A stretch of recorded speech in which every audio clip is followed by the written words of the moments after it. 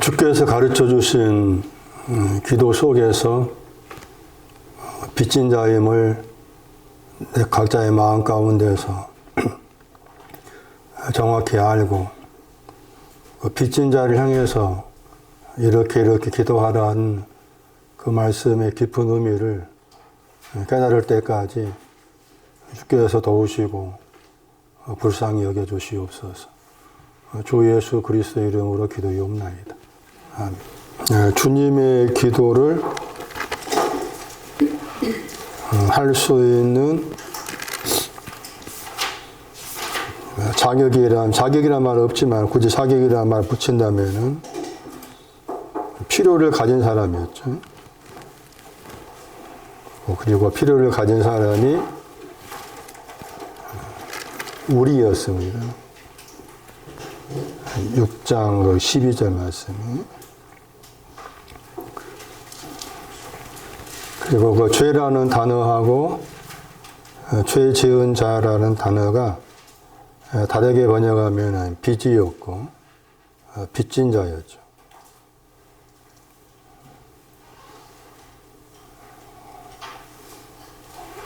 빚진 자라고 했을 때 바울이 자기 자신을 빚진 자다 그렇게 말씀하신 구절도 있어요. 로마서 말씀.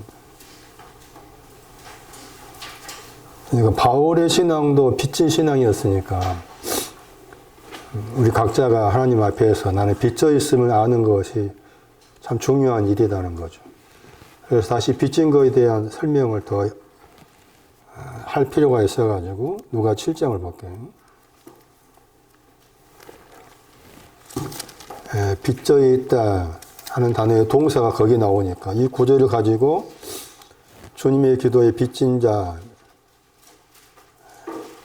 빚을 용서해 달라 하는 내용을 연결지어서 생각해야 됩니다. 7장 41절에 누가복음 500데나리온은 졌다. 그 단어입니다. 빚지다 단어입니다. 빚지다 하는 단어이면서 동시에 또 무슨 의무를 행하다 약간 다르게 번역하는 내용도 덜어 나옵니다. 500데나리온 빚져 있다. 50데나리온 빚져 있다. 그럼 500데나리온하고 50데나리온 빚져 있는 것이 무엇이냐? 내용이 뭐냐? 그게 이제 빚진 자라는 번역된 누가 7장 41절에 그 단어가 16장 5절에 나오죠. 두 번 나온 단어입니다. 누가 16장 5절에. 누가 16장 5절에 가서 많이 빚져 있는 것하고 적게 빚져 있는 내용을 거기에서 찾아내야 되는 거예요. 누가 16장 5절에 빚진 자가 나오죠. 거기에서 먼저 온 자가 나오고 얼마나 졌느냐, 빚져 있느냐. 하나는 기름 100마리, 기름에 대해 빚져 있는 거고 넘어가서 16장 7절에는 미리 알곡이죠. 다른 데서는 알곡에 빚져 있는 거죠. 빚져 있다 단어가 알곡에 빚져 있다.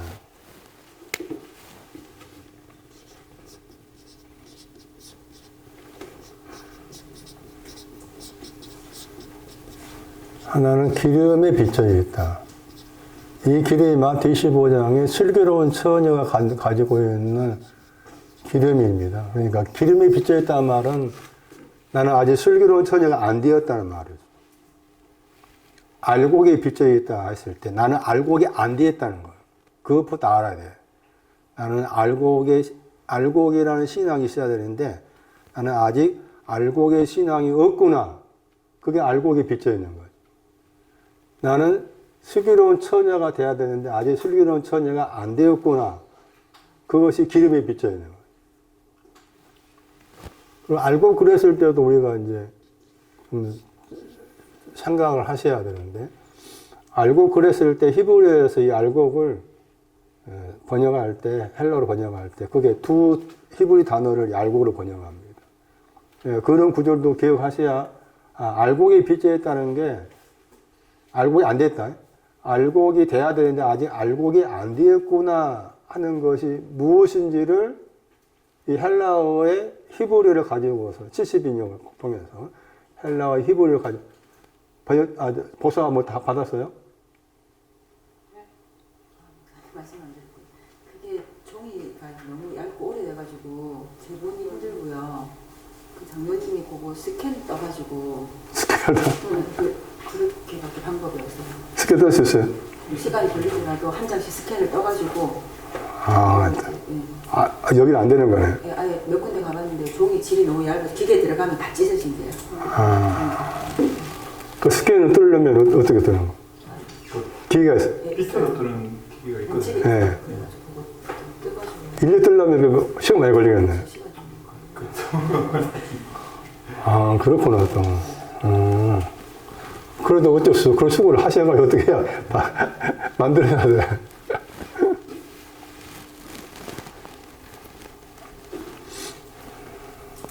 알곡이 마태 그 3장에 나왔잖아요.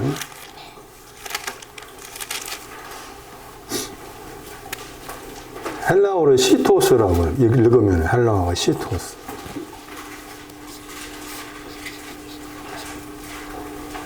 근데 이게 이제 히브리어로 가면은 두 단어가 나옵니다. 그러니까 두 단어가 약간 다른 단어인데 그것을 이제 70인역에서 알곡으로 번역한 거니까 그것도 참고할 필요가 있어요. 70인역은 참고할 것이 많습니다. 스가랴 9장 17절 보세요.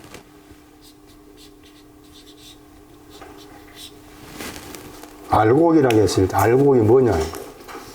스가랴 9장 17절.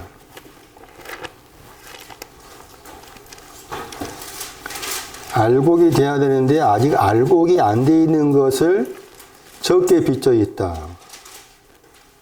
알곡이 된다는 것은 뭐냐? 스가랴서 9장 17절 말씀에 거기 번역으로 곡식되는 단어죠. 다간, 읽으면 다간이에요. 다간.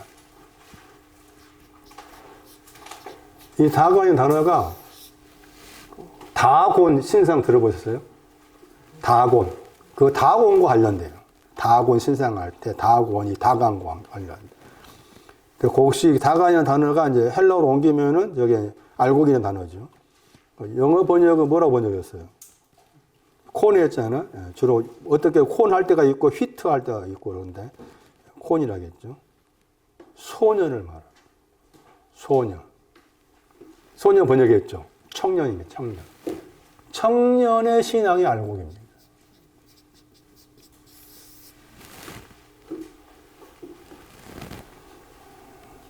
영어로 영맨 했잖아요. 그러니까 청년의.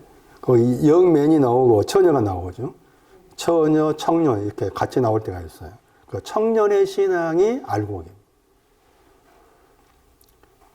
청년 그러면 이사야 40장 30절 말씀 보시면은 청년도 넘어지고 넘어지다 그러죠.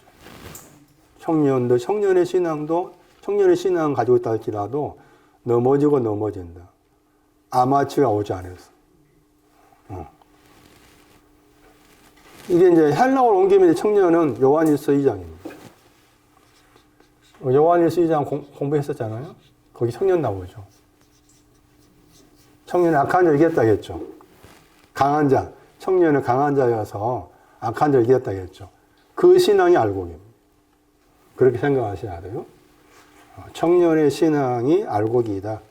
요한일서 2장 13절, 14절 말씀에 나와 있는 청년에 대한 언급에서 청년의 신앙을 그렇게 설명하시고 있고, 그 다음에는 에레미야 23장입니다.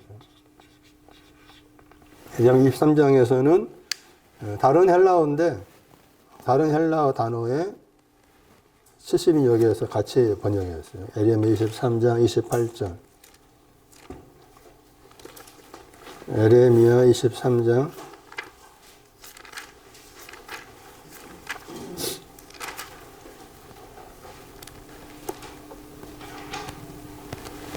거기 밀과 겨 나오잖아요.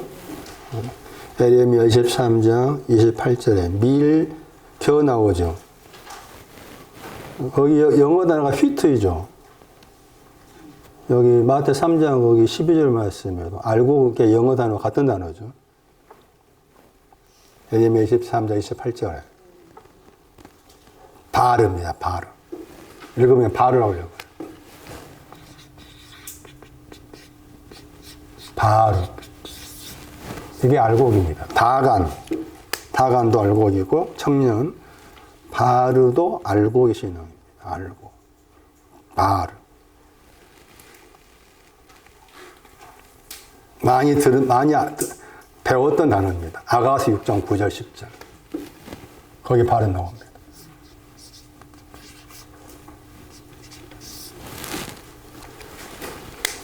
해같이 그 신앙입니다. 해같이 막다가 알곡입니다. 해같이 막다가. 기준이 여기다. 네. 바르. 그게 알곡의 신앙입니다. 아가서 6장 9절 10절에 바르. 그래서 알곡의 신앙이 없다. 빚져 있다 하는 거였죠. 기름은 이제 슬기로운 신앙, 슬기로운 처녀의 신앙. 슬기로운 처녀의 신앙, 마태 24장. 기름의 신앙이 슬기로운 처녀입니다. 마태 24장에서 이 25장에 슬기로운 처녀를 언급하면서 앞에 24장에다가 그 슬기로운 처녀에 대한 처녀란 말 빠져있지만 슬기롭다의 신앙을 언급한 구절이 나와요. 마태 24장 거기 45절 말씀 보시죠. 지혜 있다 번역했죠. 마태 25장 가서 슬기로운 처녀 할 때 같은 단어입니다. 지혜롭다, 슬기 있다. 마태 24장 45절에. 그런데 그 지혜 있는 신앙이 오기 전에 충성된 것이 먼저 나오죠. 충성된 것이 먼저고, 그 다음에 지혜 있는 자가 됩니다.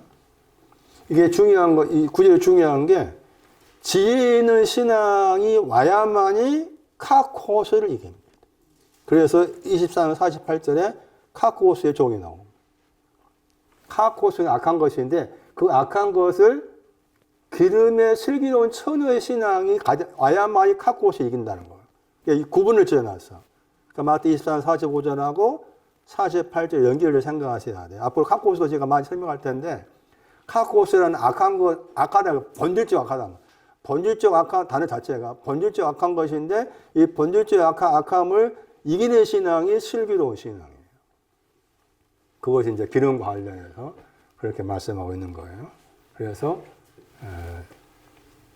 작은 죄들, 많은 죄들 빚져 있다 했는데, 주님의 기도에서는 우리에게 빚진 자를 사해 줬다고 했잖아요.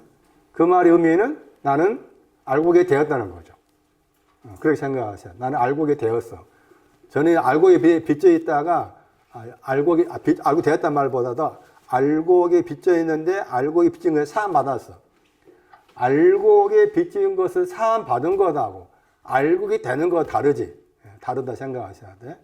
주님의 기도에서 우리에게 빚진 자를 용서해 준 것 같이라는 말의 의미는 내가 알고게 아니었다. 알고에 대해 빚져 있었는데 주님을 통해서 알고에 빚진 것이 용서받았으니까 알고에 빚진 사람을 용서해 줄 수가 있다 그 말이지. 용서받아서 용서해 줄 수가 있는 거야. 용서 안 받아서 용서할 수가 없어. 그런데 우리의 빚을 사해달라고 했잖아.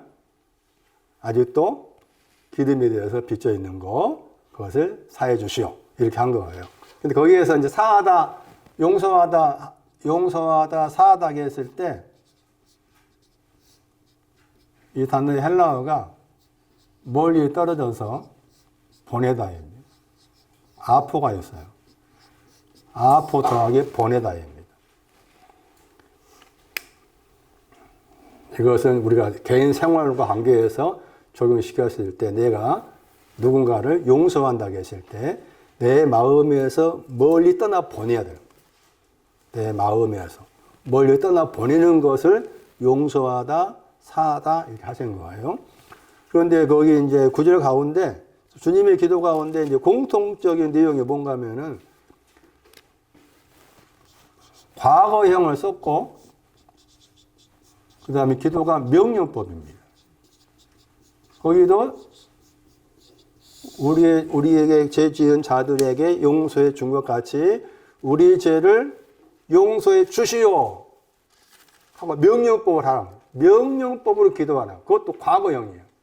이미 기도할 때 용서받았다 하는 것을 가지고서 명령하라 하는 거지. 아, 이게 대단한 거. 왜 이렇게 가르쳤을까 하는 거. 예? 이게 당돌한 기도고 뻔뻔한 기도예요. 할 수 없어. 빚져있는 많이 빚져있는 저 가운데서 하나님 아버지의 명령으로 이미 용서받았다는 전제를 해서 용서해 주시오!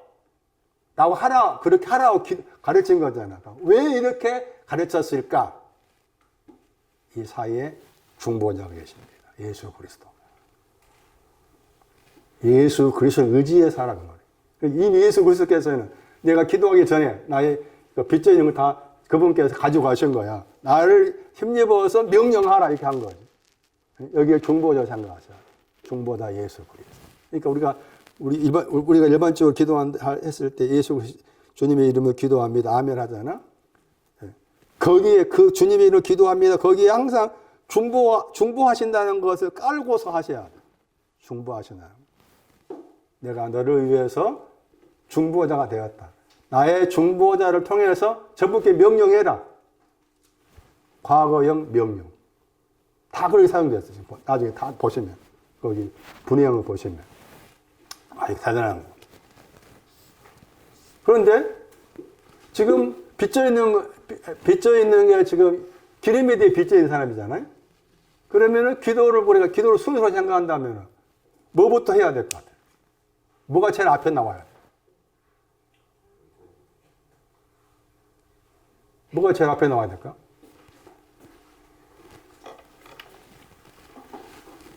용서해 주시오라고 먼저 나와야 될 거 아니에요. 예?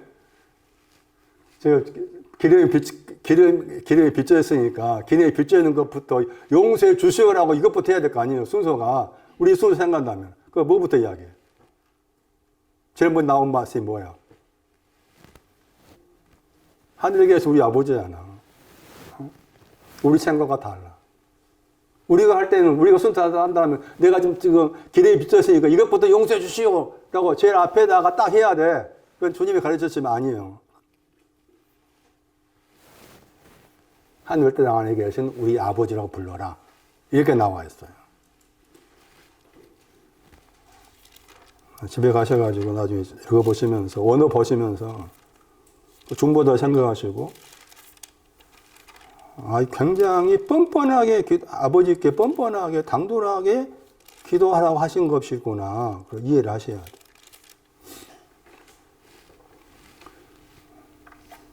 오늘 설명은 하늘에 대한 설명입니다. 하늘을 말할 때, 지금 주님의 기도에서 하늘이 크게 두 가지입니다. 그 하늘들이, 그냥 하늘이 있어. 이렇게 나와 있죠. 그 하늘들 안에 여기 아버지 계시죠. 그 다음에 뜻이 할 때 그 뜻도 하늘이죠. 그 단수형이죠. 하늘 안에. 여기는 단수고 여기는 복수고 관사가 있고 관사라는 것은 그가 있느냐 없느냐 관사가 있다 없다 그렇게 생각하면 돼. 저는 대수만 있으면 이렇게 지계표가 있다고 생각하고 봐요. 왜냐하면은 하늘을 설명할 때 그 대표적인 구절이 창세기 2장 4절인데 거기에 관사가 있는 하늘하고 관사가 없는 하늘하고 창조하다는 관사가 있는 하늘이고 만들다는 관사가 없는 하늘이다. 그래서 저는 그 구절을 보면서 관사가 붙어 있는 것하고 관사가 붙어 있지 않는 것하고는 다르다 하는 것을 이제 그 구절을 통해서 생각을 했는데 그 어떤 경우에서 이게 또 왔다 갔다 교차적으로 그렇게 사용하기도 해요. 오늘 말씀에는 나에 대한 하늘이 있어야 한다는 거예요. 나에 대한 하늘. 그럼 나는 지금 어떤 하늘을 가지고 있느냐예요. 그 물음부터 가지고 출발해야 돼. 나는 어떤 하늘을 가지고 있는가? 어떤 하늘을 가지고 있느냐? 이 질문을 가지고 생각하셔야 돼요. 그러면서 동시에 하늘의 개념을 우리가 좀 깨야 돼요. 하늘의 개념은 공간이 아니다를 가져야 돼요. 공간의 개념이 아니다. 상태로 생각하세요. 상태적인 공간이 아닌, 하늘을 대부분 공간으로 생각하잖아요. 저거 우리가 알고 저것이 하늘을 생각하잖아요. 공간이 아니다. 공간이 아니고 상태적 의미로 생각해라. 그래서 나는 어떤 하늘을 가지고 있느냐 하는 그 질문인데, 하늘을 그러면은 저기 여러분 설명한 것처럼 히브리 단어에서 매우 높다 뜻이 있다겠죠. 매우 높다. 매우 높으니까 이제 약간 좋게 번역하면 고상하다, 당당하다. 약간 또 부정적 표현하면 높으니까 거만하다. 이런 뜻이 하늘이라는 그 히브리 단어 속에 들어있어요.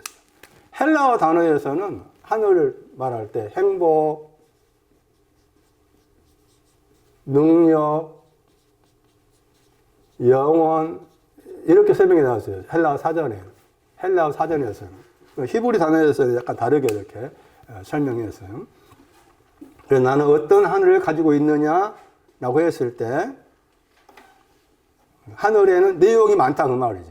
자, 지금 우리가 이제 신약 성경에 나와 있는 하늘을 생각한다면 계시록 21장 1절에 하늘이 두 개가 나오죠. 하나는 그 첫 번째 하늘이 나오고 그 다음에 새 하늘이 있죠. 계시록 21장 1절에 그 첫째 하늘 관사가 있어요. 새 하늘에 관사가 없어. 그 다음에 고린도후서 12장에 셋째 하늘이 있어요. 셋째 하늘에 올라갔다 했어요. 여기 아버지가 계신 하늘은 하늘들이야. 그 하늘들, 아버지가 계신 하늘은 그 하늘들이라 이렇게 나와 있어요. 그러니까 이런 표현들은 너는 지금 어떤 하늘을 가지고 있느냐 하는 질문이다. 하늘을 말할 때. 너는 어떤 하늘을 가지고 있느냐. 그러면서 일종의 어떤 신앙의 어떤 순서와도 연관을 지어서 생각할 수가 있어요.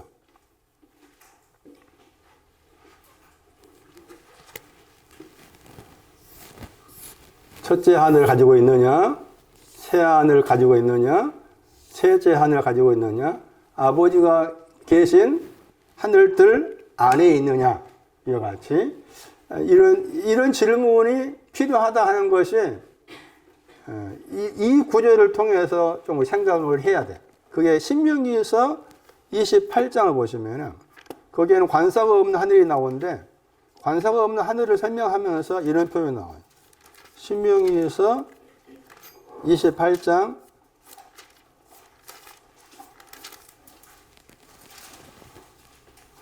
23절 보세요. 신명기에서 28장 23절에 하늘이 너의 하늘이죠. 거기에 너의 하늘이란 말 나오죠. 그 너의 하늘은 머리 위에, 너의 머리 위에 있죠. 하늘이. 신명기에서 28장 23절에 우리 번역에 하늘만 썼잖아. 근데 거기에 너가 있어. 그러니까 너의 머리, 너의 하늘이야. 너의 머리 위에 너의 하늘이지. 자, 너의 하늘이란 말 나왔죠. 이 표현이네. 관사가 없지만은 너의 하늘이라는 표현. 너의 하늘, 너의 머리 위에 너의 하늘이죠. 너의 머리 위에 있는 너의 하늘이 뭐 하다 하겠어요? 놋이라고 했죠. 하늘을 놋으로 말해. 예?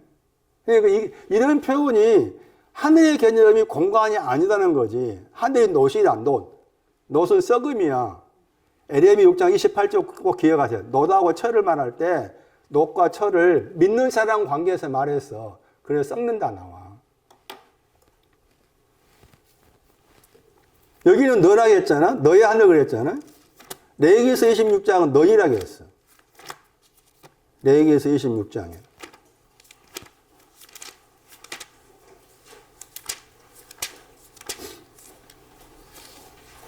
레위기서 26장 19절 말씀 보시면은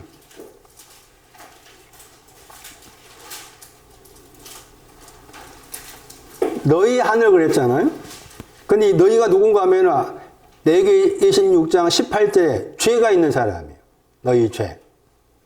레위기 26장 18절에 너희 죄. 그러니까 죄를 가진 사람이 너희야. 레위기 26장 19절 말씀에 죄를 가진 너희의 하늘은 뭐라고 했어요? 철이라고 했잖아. 철. 이런 구절들이 하늘의 개념이 공간이 아니다. 어떤 신앙의 상태와 철과 녹과 신앙의 상태와 관계에서 말씀하고 있다는 것이고, 지금 표현처럼 너의 하늘, 너희들의 하늘을 이 표현을 통해서 너는 지금 어떤 내용의 하늘을 갖고 있냐? 어떤 내용으로 당당하고 있느냐? 이걸 해석한다면 어떤 내용으로 너를 거만하냐? 하는 거예요. 그러면은 마태 그 6장 말씀에서 우리에 속한 사람이 알곡이라는 빚진 것을 탕감받은 사람이었잖아요. 탕감받은 사람이 있어서 그 하늘은 어떤 하늘일까? 그 말입니다. 여기 빚져 있는 사람이 알곡이라는 것이 빚져 있는데 사해졌어요. 탕감받았어요. 이 사람에게 하늘이 어떤 하늘일까? 라고 했을 때 이 사람의 하늘은 어떤 하늘이에요? 기름에 빚져 있는 하늘이지. 기름에 빚져 있는 하늘. 그런데 지금 여기 이제 첫 번째 나와 있는 그 하늘들 안에 계신 아버지잖아. 예? 여기 알곡에 빚진 것을 용서받았다, 탕감받았다 하는 사람이 우리인데, 이 우리가 가지고 빚져 있는 것은, 빚져 있다, 높아 있는 것은, 예? 아직도 정리가 안 된, 처리가 안 된 기름이라는 하늘로 덮여 있다, 그 말이죠. 기름이라는 하늘로 덮여 있는데, 덮여 있는 상황이에요. 그러면 아까 말씀드린 것처럼, 기도의 순서가 이 기름부터 탕감해 주세요라고 이렇게 돼야 되는데, 앞에 딱 앞에다 주님의 기도가 가운데 첫 번째에다가 하늘들 안에 계신 아버지라고 부르라 한 거잖아. 네? 그렇게 표현한 거잖아요. 그 말의 의미는 아버지가 계신 이 하늘들 안으로 들어가게 해달라고 말이에요. 아버지가 계신 그 하늘들 안으로 들어가게 해주세요. 우리 생각했을 때 여기 기름이 빚져 있는 것부터 용서받고 들어가야 되는데, 주님의 말씀은 완전 약간 우리가 생각하는 어떤 신앙의 방향과 약간 어그러지게 하늘들 안에 계신 저 아버지 안으로 들어가게 해주세요. 이렇게 기도하라는 거잖아요. 그러면서 그 말은 또 이 아버지와 하나 되는 거죠.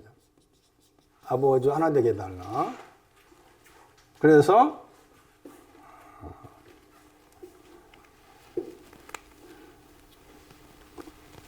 주님의 기도의 첫 번째 문장이라 할 수 있는 하늘에 계신 우리 아버지여 라고 불러라 했을 때 그 말의 속뜻이 나의 하늘은 기름에 빚져 있는데 너무 기름에 빚져 있는 거기에 연연하지 말고 당당하게 하늘들 안에 계신 그 아버지 안으로 들어가서 아버지와 하나 되기를 기도해라. 그런 표현으로 말씀을 쓰고 있다. 그러니까 우리가 생각하는 어떤 기도의 순서와는 약간의 차이가 있게끔 그렇게 가르치고 계신다 하는 거예요. 자, 돌아와가지고 하늘들 안에 아버지가 계신다고 했을 때 왜 마태는 그 하늘들 아니라 했을까? 아니란 말 나왔고, 아니란 말 나왔다는 거기에는 우리는 지금 이 안에 못 들어가. 우리는 하나님이 계신 하늘뜰 안에 못 들어간 우리인데 좀 들어가게 해달라 그 말인 것이죠. 그러면서 이제 그러면은 아버지께서는 하늘뜰 안에 계신다고 했을 때 아버지 하나님이 하늘뜰 안에 계신다라는 말의 의미에서 왜 굳이 하늘이란 단수형이 그다음 썼는데도 불구하고 뜻이 이루어질 때는 단수형이 하늘이잖아. 관사도 없고. 그런데 여기서 이제 그 하늘들이 아니라 이 용어를 썼을까라고 했을 때 이제 이것을 다시 역추적해 가지고 그 하늘들이 뭘 말하는지를 자세히 살펴야 돼요. 그러면서 거기에는 이 아버지 하나님께서 그 하늘과 관계해서 어떤 일을 하셨는지 그리고 그 결과 그 하늘들 안에 그 결과로서 무엇이 남아있는지 그런 부분도 생각할 수가 있는 거예요. 그렇다고 했을 때 그 하늘들 그러면 창세기 1장 1절 말씀에 창세기 1장 1절에서 그 하늘이 나왔잖아요. 거기에서는 시작 안에서 그 하늘을 창조했죠. 에레미야 4장과 연관했어요. 창세기 1장 1절하고 에레미야 4장과 관계해서 생각했는데 에레미야 4장 보시면은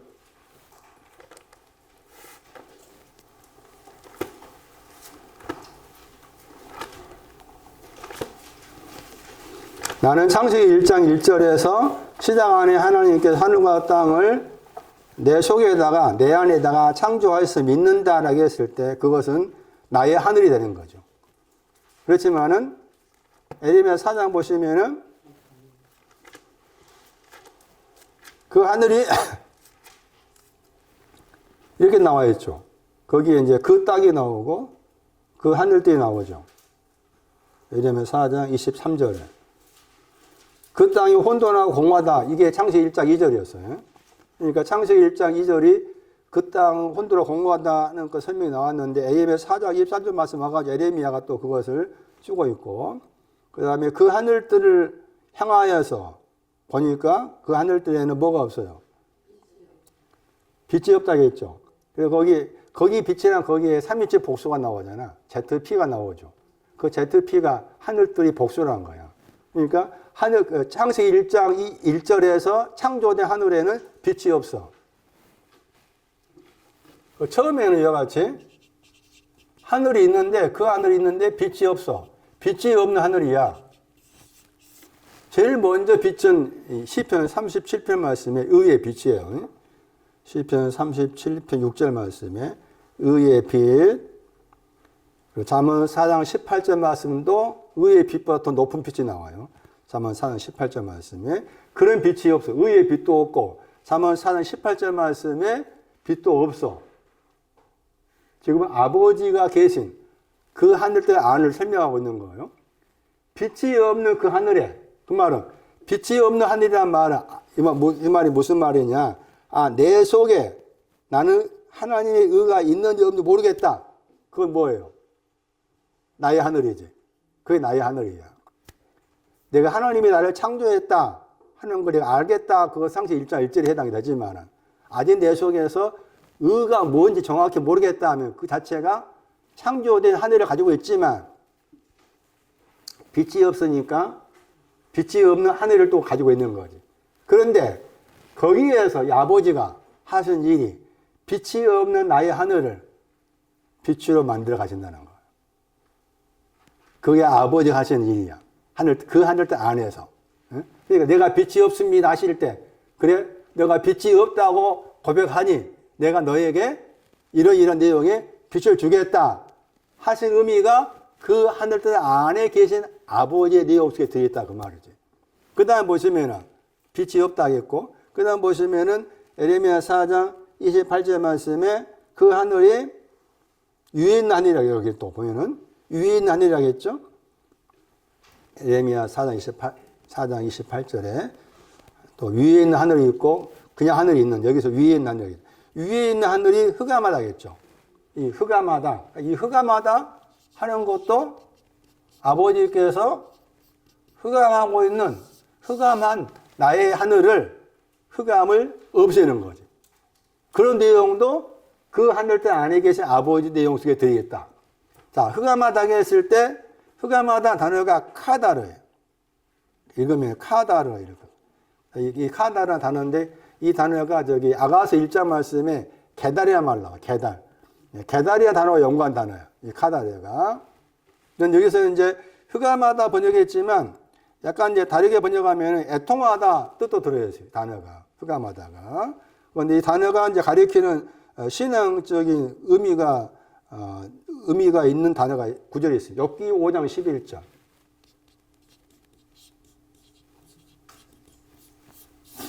욥기 5장 11절에 흑암에 대한 걸 처리한 거 나와요. 흑암을 처리한 거. 욥기 5장 11절에 낮은 자를 높이 드셨다 하고서 슬퍼한 자 번역 나오죠. 슬퍼하다 번역했죠. 같은 단어입니다. 흑암하다, 슬퍼하다 같은 단어. 하늘이 흑암하다, 하늘이 슬퍼하다. 찾았어요? 욥기서 5장 11절에 에레미야 4장 28절에 흑암하다, 슬퍼하다 같은 단어입니다. 하늘이 슬퍼하다, 하늘이 흑암하다 그 말. 하늘이 뭐하고 있다?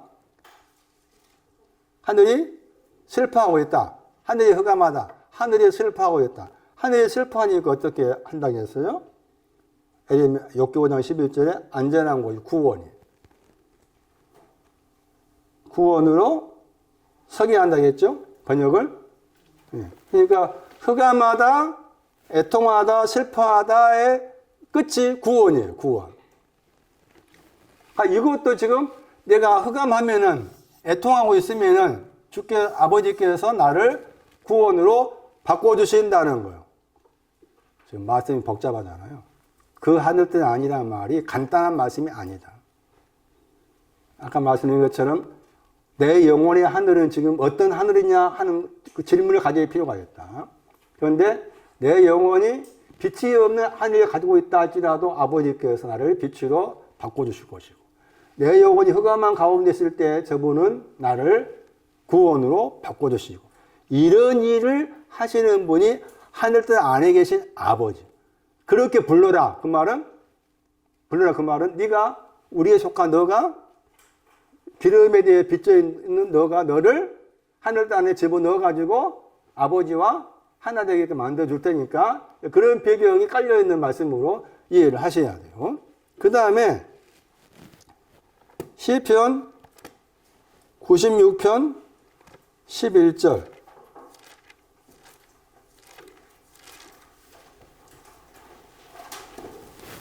시편 96편 11절 말씀에 보시면은 거기에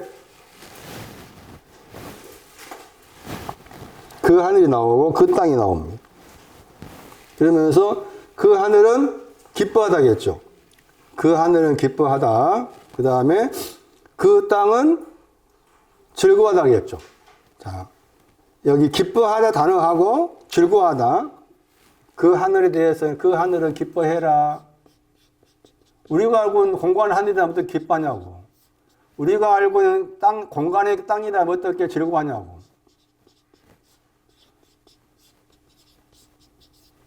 기뻐하다, 즐거워하다, 이렇게 표현했잖아요. 이 표현이 그 시편 말씀 보시면은, 시편 32편 11절 보시면은,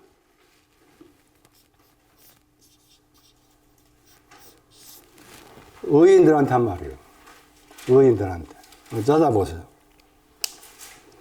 하늘한테 기뻐하라, 땅한테는 즐거워하라 했을 때, 저 기뻐하다, 즐거워하다, 샤마, 기, 저 단어가 32편 11절 보시면은, 샤마, 기뻐하다, 즐거워하다, 어디서?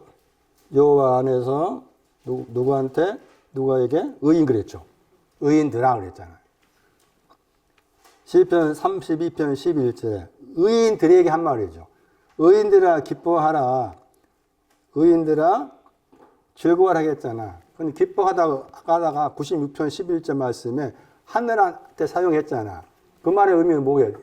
96편 11절하고 30편 11절을 같이 연결해 생각한다면은 의인들 속에 뭐가 있다고 말이에요? 하늘과 땅이 있다고 말이잖아. 이 말씀은. 그러니까 하늘과 땅의 개념을 공간의 개념으로만 생각하지 말아라 그 말이에요. 그래 목사님 공간의 개념 없습니까? 있긴 있지. 근데 그게 주가 되면 안 된다 그 말이지. 공간의 개념으로만 아니다. 그걸 좀 허물어야 된다. 상태를 생각해라. 상태적 의미로. 하늘한테 기뻐해라. 땅한테 관사가 붙어있는 그 땅은 즐거워해라. 그것을 똑같이 의인들한테 두 단어가 사용되었다. 그럼 그 말은 의인들 속에 있는 하늘과 땅을 말한 거다. 그 창세기 1장 1절 해석한다면 내 안에 하나님께서 하늘과 땅을 창조했다. 그렇게 바꾸어 생각해도 틀리지 않다. 시작 안에서. 내 안에 하늘과 땅을 창조했다. 내 안에 하늘과 땅을 창조하신 목적이 뭐냐? 기쁘고 즐거워하라고. 기뻐한 신앙, 즐거워하는 신앙을 가지라고 그렇게 하신 거다. 그렇게 접근해서 하늘과 땅에 대한 개념을 생각해야만이 계시록 21장 1절 말씀에서 첫째 하늘과 땅이 없어졌다. 새 하늘과 새 땅에 보았다. 그럼 첫째 하늘과 첫째 땅이 없어졌다고 했을 때 그 첫째 하늘과 첫째 땅이 뭐냐는 거잖아요. 그것을 그냥 눈에 보이는 것이 없어진다 생각하면 안 된다 그 말이에요. 첫 번째 신앙과 관련한 하늘과 땅 없어져야 돼. 그래야만이 새 하늘 새 땅이 들어온다 그 말이에요. 그러니까 그것은 이제 요한이 본 거잖아. 새 하늘과 새 땅을 봐야만이 첫 번째 하늘과 첫 번째 땅이 없어져. 순서가. 그런데 거기 신천지잖아. 도둑놈들죠. 도둑놈도 아니잖아. 저놈들은. 거기에 홀라 넘어가가지고. 지금도 제 속에는 분이 막 안 가라앉지 않아. 그 넘어갈 때, 인천교회 쪽에, 인천에 다녔을 때, 그쪽 사람 넘어갈 때, 이용록 목사 너가 말하는 내용하고 저쪽에 신전에 들어보니까 내용이 다르다. 너는 왜 이렇게 해석하고 하냐. 라고 이렇게 진지하게 성경 앞에 놓고 저쪽에 가서 배웠다고 하는 거예요. 배운 거 가지고 진지하게 물어보고 서로 좋은 의미에서 말씀 가지고 토론을 벌인 다음에 내가 또 들어보니까 이것은 내가 해석하기 어렵네 하는 거 그쪽에서 할 수 있을 것이고 그렇게 해서 이제 좋게 끝마무리 됐으면 얼마나 좋겠어. 말도 않고 가버려. 그걸 얼마나 마음 아픈 일이야, 그게. 몇 년 동안 수고한 그 수고가, 물론 헛됨을 알게 하기 위해서 하신 것이겠지만은, 빨리 이만희 씨가 죽어야 되는데, 90 몇 살이라더라고. 신천지를 말 따와서 그랬지, 새하늘과 새 땅이 뭐냐. 나는 어떤 하늘을 가지고 있느냐 지금 중요해. 하늘의 의미를 공간의 개념을 생각하지 말고 상태적인 개념을 생각해라. 그러면 이제 하늘에 이런 과정이 있다. 말씀드린 것처럼 빛이 없는 하늘을 내가 가지고 있다고 했을 때 내가 의의 빛을 만들어주고 잠언 4장에 나온 빛을 만들어주고 내가 흑암 가운데 있고 슬퍼할 때 내가 너를 구원으로 해주고 그게 다 아버지께서 하늘 안에서 하신 일들이다. 그럼 그 결과가 뭐냐? 이게 이제 누가복음 12장에 나와. 그 하늘 뜻 아니라는 표현이. 누가복음 12장 33절.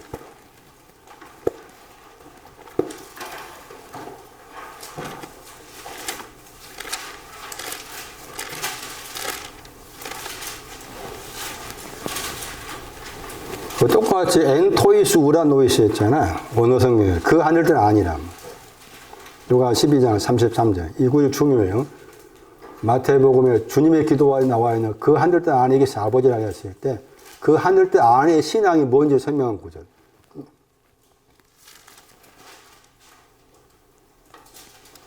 다음이 없다고 했죠. 저 단어가 그 하늘들 안에 계신 아버지와 관련돼. 다음이 없다. 누가 12장 33절에 그 하늘들 안에 계신다는 말은 우리 번역에서 다음이 없는 거란 말이에요.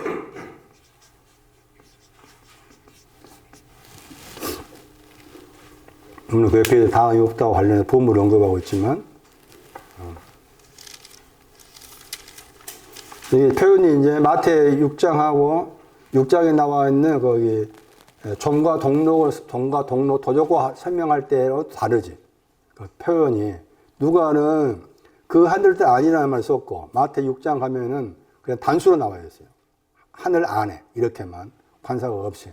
그 차이는, 왜 그런 차이를 두었을까는 좀 더 깊이 생각해 봐야 되겠지만은, 그 하늘들 아니라는 이 표현을, 그 하늘들 아니라는 저 내용을 하늘과 관계해서 그 하늘들 아니라는 저 단어들이 설명하는 신학적 의미가 다음이 없다. 다음이 없다. 세 단어가 합쳐진 거예요. 부정, 아니다. 더하기 에크, 무엇으로부터. 부족하다. 이게 합쳐진 거예요. 부족함이 없다.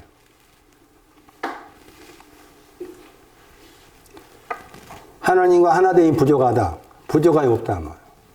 다음이 없다. 한 번 나온 단어야. 여기에 한 번 나온 단어. 그러니까 하늘 뜻 안에 계신 아버지 그 말은 부족함이 없다. 하나님은 아버지 부족함이 없어. 하늘 뜻 아니라는 표현이 그 표현. 부족함이 없는 아버지요. 그러면 그걸 그래 부르라 했잖아. 그러면 여기 지금 우리는 부족함이 있어 없어? 아직도 거기 기름 정리 안 돼 있는데 부족함이 많지. 그래 불구하고 당당하게 부족함이 없는 아버지요. 나 부족함 없는 아버지와 하나 되고 싶어요. 이렇게 하라는 거지. 이렇게. 그래 주님의 기도는 당당함이 필요하다. 뻔뻔하고 당당함이 필요하다. 그 내용에 보이지 않지만은 중보자 계셔서 나를 의지해서 당당히 구해라. 당당하게.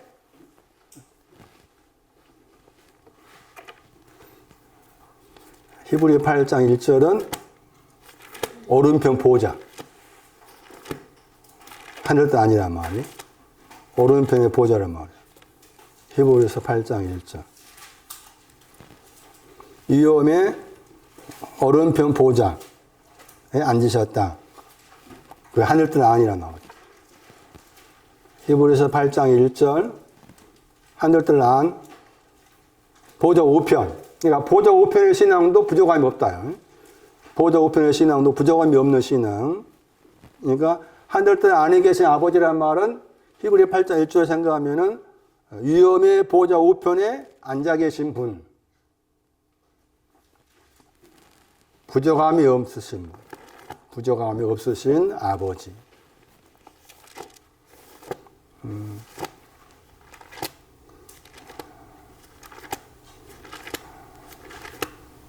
중보자 예수님을 의지한다는 게 아버지를 향해서 이런 당당하게 기도할 수 있는 근거를 제공하고 계신다.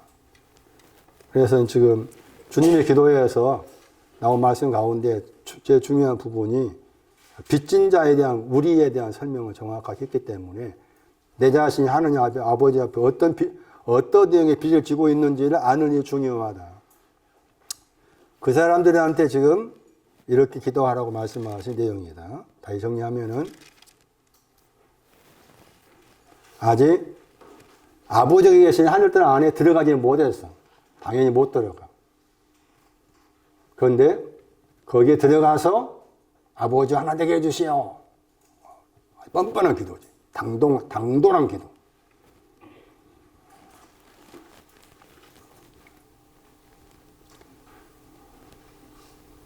과거형으로.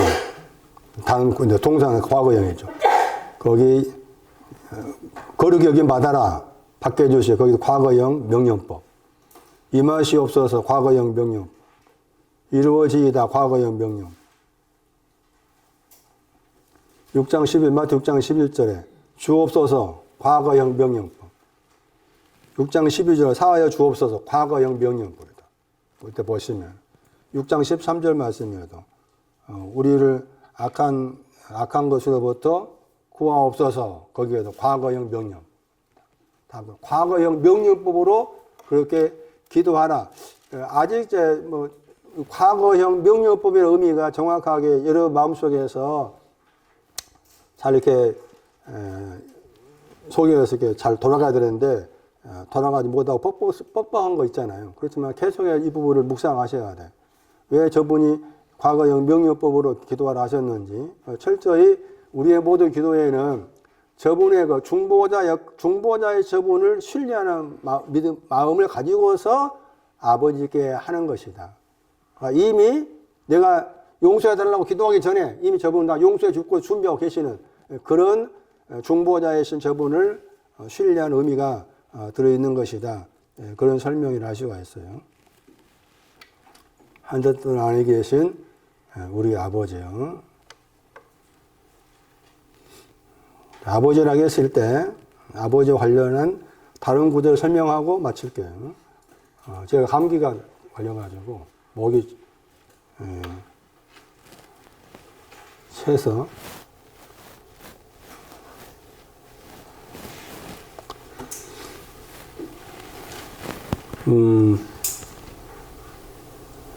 아바 아버지의 설명, 하늘에 계신 아버지에 대한 내용하고 아바 아버지에 대한 내용이 서로 연관되어서 생각할 수가 있는 부분이 있어요. 그래서 아바 아버지에 대한 말씀을 더 드리고 마치도록 하겠습니다. 그 유튜브 영상 보니까 아바 아버지에 대한 그 복음성인가 뭔가 이렇게 부르는 사람들이 있더라고요. 아주 중요합니다. 마가 14장 36절부터.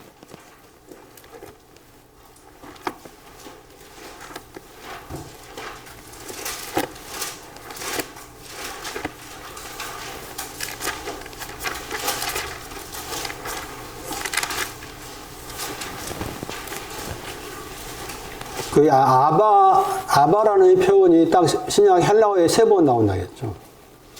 아람을 하겠고요. 여기 마가 14장 36절하고 로마서 8장 15절, 갈라디아 4장 6절 이렇게 3번 나옵니다. 그런데 이제 로마서 8장 15절하고 갈라디아 4장 6절 말씀의 배경이 마가 14장 36절이에요. 그러니까 아바 아버지라고 부를 수 있는 그 내용에 대한 설명이 여기서 하고 있는 거예요. 그냥 우리 목소리로 찬송가 부르듯이 복음송가 부르듯이 아바 아버지 부를 수 있는 거잖아. 그것은 내 목소리로 부르는 것하고 내 영혼이 부르는 거 달라. 무슨 말 하겠어요? 내가 아바 아버지 관련한 찬송을 막 이렇게 아바 아버지라 부른다 할지라도 그 부름하고 내 영혼이 아바 아버지가 부르는 거하고 그 부름이 다르다고. 그러면은 내 영혼이 부를 수 있는 아바 아버지라 부를 수 있는 어떤 그 여건이 갖추어지려면은 이 마가 14장 36절 통과를 해야 돼.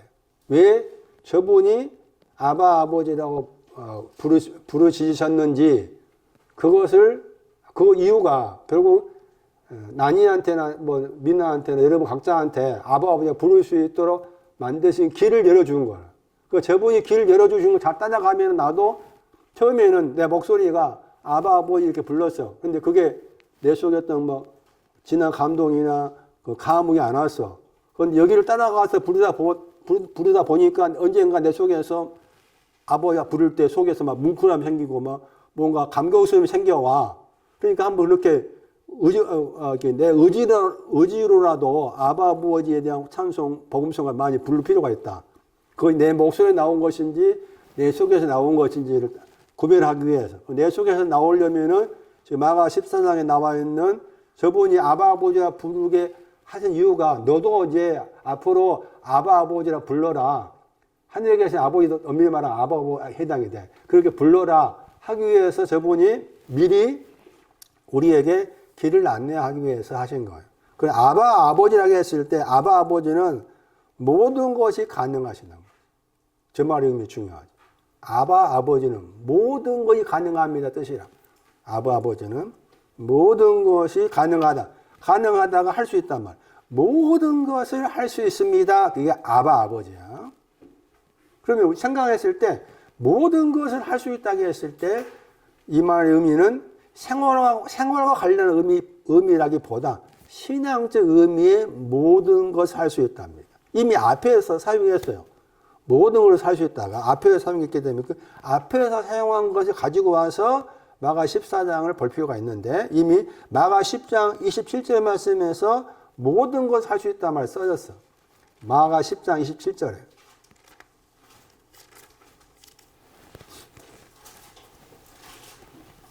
그 유명한 구절이죠. 사람들은 할 수 없다. 할 수 없다가 나오죠. 그 다음에 하나님께는 모든 걸 할 수 있다 했죠. 거기에. 그대로 나옵니다. 마가 10장 27절에. 모든 것을 할 수 있습니다. 아버지. 그러면 마가 10장 27절 말씀에서 모든 것을 할 수 있다 하는 것하고 반대로 할 수 없다 나왔잖아요. 그 할 수 없는 것하고 모든 걸 할 수 있다 차이가 뭔가 하면 10장 25절에 있지. 10장 25절. 바늘꿈으로 들어가는 거 말이에요. 약대가 되어서 바늘꿈으로 들어가는 것이 바로 모든 걸 할 수 있다. 그게 모든 걸 할 수 있단 말이에요. 신앙적 의미인 거지.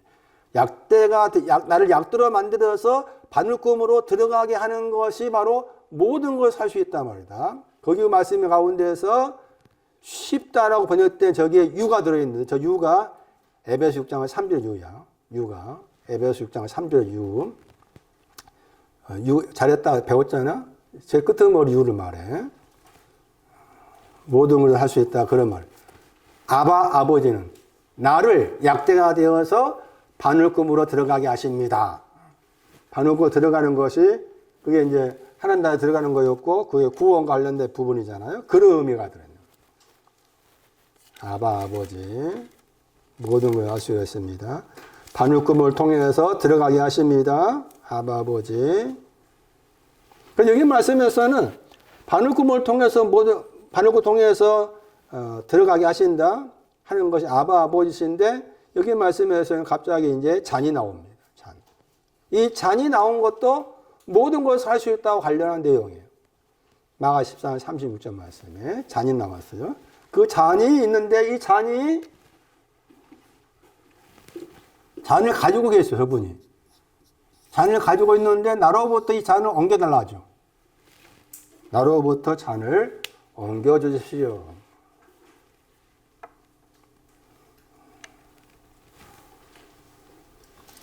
잔을 가지고 계신다. 저 잔은 누구의 잔일까? 하는 거예요. 부활절 지났나? 민집사. 지났나? 안 지났나? 권원주원이에요. 잔을 저 잔이 누구 잔이냐는 거예요. 누구의 잔? 여러분 각자의 잔이에요. 나의 잔이야, 나의 잔. 나의 잔을 말해, 나의 잔. 잔이. 그래서 이 잔을 번역할 때, 번역할 때 헬라어 단어가 마시는 컵, 마실 수 있는 컵, 그런 뜻도 들어있으면서 동시에 운명의 뜻이 있습니다. 상징적으로.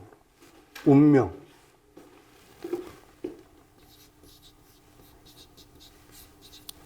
이번 주 관원주가 하니까 장과 관계에서도 관원주가 참가할 수가 있어요. 저분의 그 잔은 이용록의 잔을 말한다. 여러분 각자의 잔을 말한다. 그럼 왜 저분이 나의 잔을 가지고 계실까라고 했을 때 나의 잔은 어떤 잔이냐는 거지. 나의 잔은 어떤 잔이냐. 어떤 잔이길래 저분께서 가지고 계시는가. 그러면 이 주님이 가지고 계신 저 잔이 나의 잔임을 알아야 돼. 나의 잔임을 알려면은 나라는 사람이 지금 이 가운데 있구나. 잔의 내용이 있는데 저 잔의 내용 속에 내가 들어있으면 알아야만이 저분이 나의 잔을 가지고 계신다.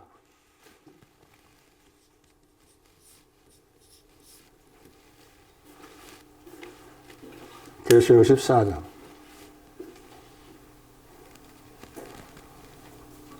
10절 16장 19절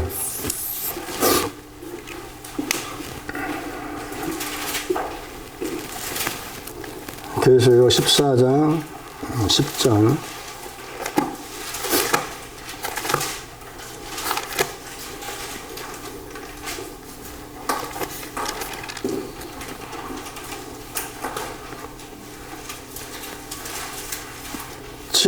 잔이란 말 나오죠.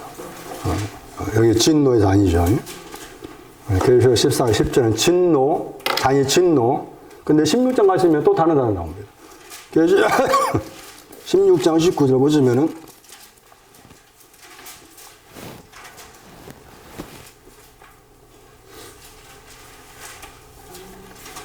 우리 번역을 진노의 맹렬한 포도잔이라겠죠. 거기에 계시록 16장 19절 말씀에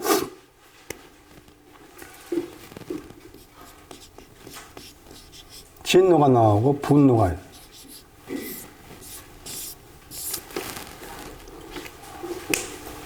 저 말의 의미는 지금 나의 신앙의 상태는 하나님의 분노와 진노 가운데 있다는 거예요.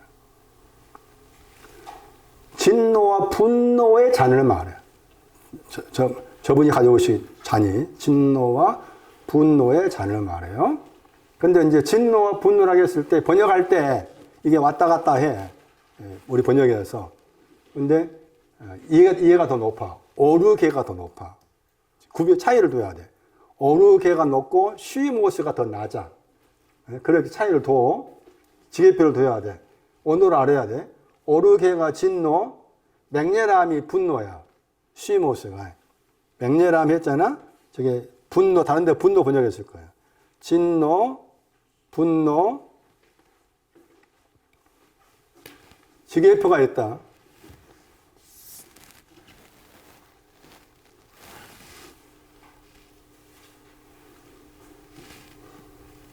그럼 하나님의 진노하심은 뭐냐? 하나님의 분노하심은 뭐냐라고 했을 때 하나님의 분노하심은 탕감하다가 없다는 겁니다. 이게 하나님의 분노하심이에요. 하나님의 진노하심은 축복이 없는 걸 말해요. 하나님의 분노하심은 탕감받은 것이 없다. 하나님의 진노하심은 축복이 없다.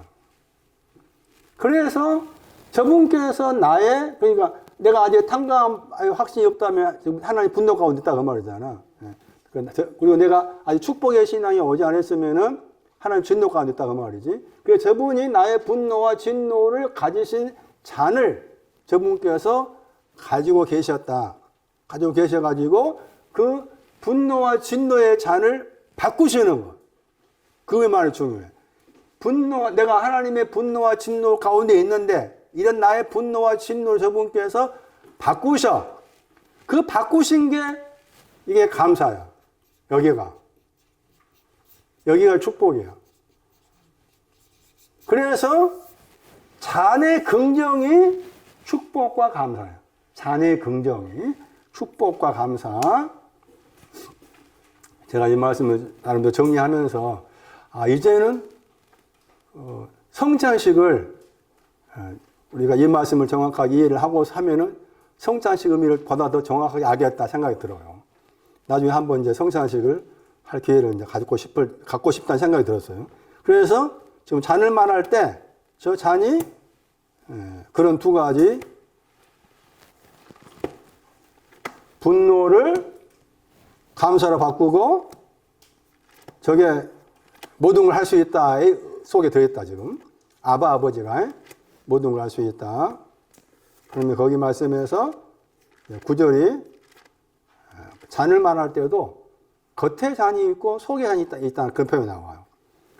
그러니까 겉에 잔이 나 있고 속에 잔이 있다고 했을 때 그것을 9절에서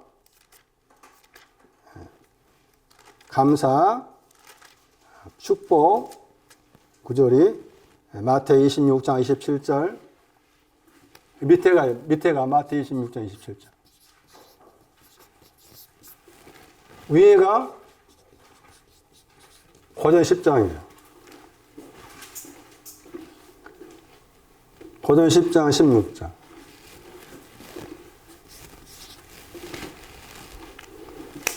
찾아보세요. 마태 26장 27장 마태 26장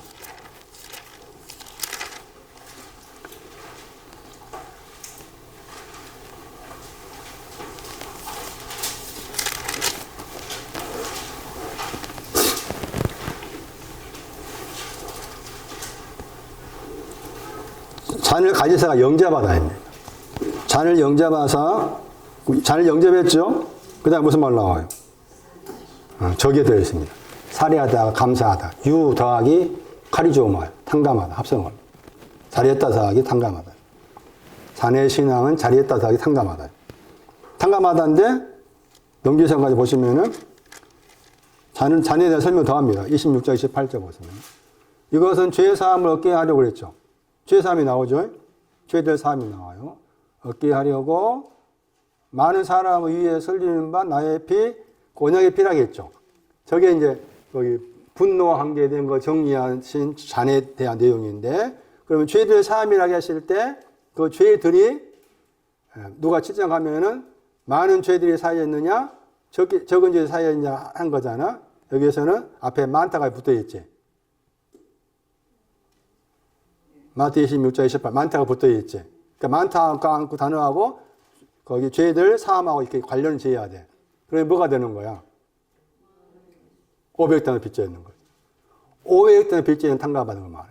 500단을 빚져 있는 거. 기름에 대해서 빚져 있는 거 탕감해 준 것이 언약의 피야. 언약의 피. 그리고 나서 10장, 거기, 고대 10장 가시면 거기에는 또 축복으로 나와 있어요. 그러니까 감사와 축복이 달라. 감사 위에 축복이라. 잔이 두 가지다 생각하셔야 돼요. 잔이 두 가지다. 그래 정리하셔야 돼요. 잔이 두 가지다. 고전 10장 16절. 고전 10장 16절. 축복의 잔이라겠죠. 거기도 그리스도 피죠. 예. 축복에 대한 것도 피가 필요하고 그리스도 피. 아까쯤에 많은 죄가 사함받은 것도 언약의 피가 필요하죠. 축복의 피라겠죠. 예. 고전 10장 16절 말씀에 축복, 거기에 유가 들었다겠죠. 에베소 6장 3절 유야. 에베소 6장 3절의 유, 잘했다, 축복.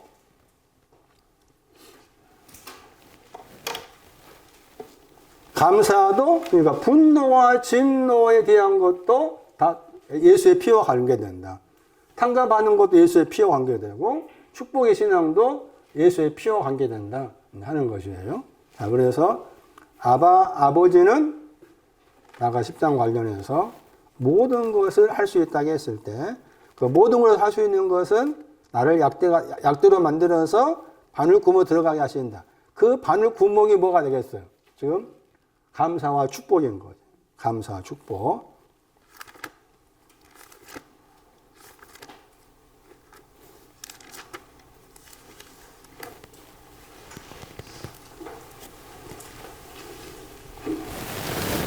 마가 14장 36절 나에게로부터 이 잔을 옮기시옵소서. 나의 원대로 마옵시고 아버지의 원대로 하옵소서.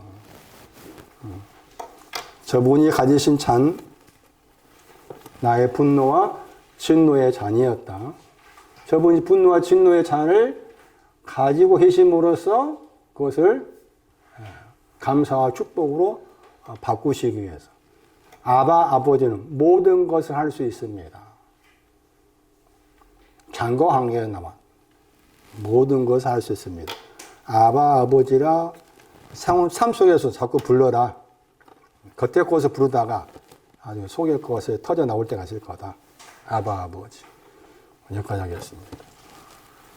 주님의 가르침의 기도가 중보자에서 예수 그리스도를 신뢰하면서 당당히 과거형으로 명령법을 기도하라는 그 말씀의 깊은 의미를 각자의 마음에서 새겨지게 하시고 아버지라 부르는 그 부르짐을 통해서 언젠가는 마음 깊은 곳에서 울려 퍼질 때까지 겉의 것으로라도 아버지라 부를 수 있는 각자의 마음이 될 수 있도록 주께서 각자의 마음과 생각을 잘 다루어 가주시옵기 원합니다. 주께 귀한 거 드렸습니다. 주 예수 그리스도의 이름으로 기도드리옵나이다.